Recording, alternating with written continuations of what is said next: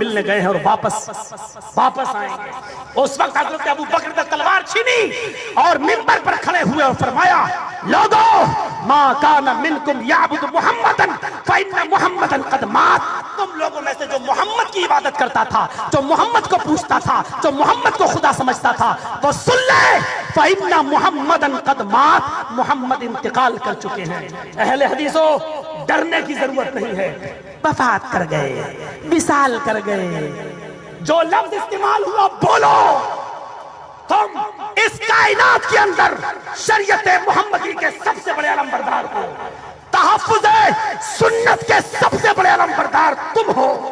اور کعبے کے رب کی قسم, جب تک اہل حدیث کا ایک ایک بچہ اس ہندوستان کی دھرتی پہ زندہ رہے گا, ختم نبوت پر کبھی ڈاکہ نہیں ڈالنے دے گا. ہمارے اندر لاکھ کمیاں ہوں, ہمارے اندر لاکھ برائیاں ہوں, لیکن اللہ کی قسم ختم نبوت پر ڈاکہ ڈالنا نہ پہلے کبھی پسند کیا, نہ میں آج پسند کرتا ہوں.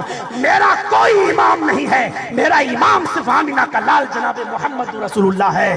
تمہارے 50 امام ہیں, لاؤ ان کی بات آمینہ کے لال سے ملے گی تو مانوں گا, نہیں ملے گی تو ریجیکٹ کر دوں گا. چاہے جو ہو, اس کائنات کے اندر تحفظ حدیث کے, تحفظ ختم نبوت کے سب سے بڑے علمبردار کوئی ہیں تو اہل حدیث ہیں, صرف اہل حدیث ہیں.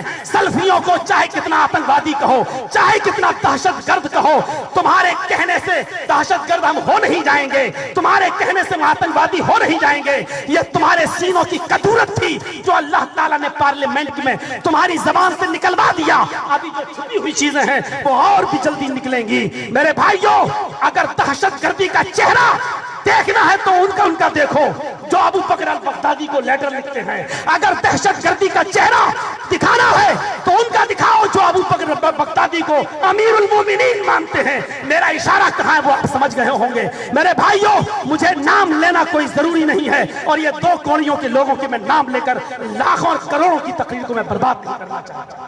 میرے پیارے ساتھیوں, اہل حدیث اور سلفی منہج نام ہے کتاب و سنت کے تحفظ کا. اہل حدیث نام ہے رب کے قرآن اور مصطفیٰ کے فرمان کو ماننے کا. اہل حدیث نام ہے, ہماری 2 ہاتھ 2 آنکھیں ہیں, ایک رب کے قرآن کو دیکھتی ہے, دوسرے مصطفیٰ کے فرمان کو دیکھتی ہے. ہمارے 2 ہاتھ ہیں, ایک کو رب سے رب کا قرآن پکڑا جاتا ہے, دوسرے میں آمینہ کے لال کی حدیث ہوتی ہے. ہمارے 2 پیر ہیں, ایک رب کے قرآن کی طرف بڑھتا ہے, دوسرا محمد کے فرمان کی طرف بڑھتا ہے. ہمارے 2 کان ہیں, ایک سے رب کا قرآن سنتا ہوں, دوسرے سے آمینہ کے لال کا فرمان. ہمارے پاس تیسری چیز نہیں ہے, تیسری چیز جس کے پاس ہو وہ لے لے. ہمارے پاس 2 چیزیں ہیں اور ان دونوں چیزوں کو ہم کبھی لٹنے نہیں دیں گے, کبھی برباد نہیں ہونے دیں گے. اچھا ہوا جلدی سے معافی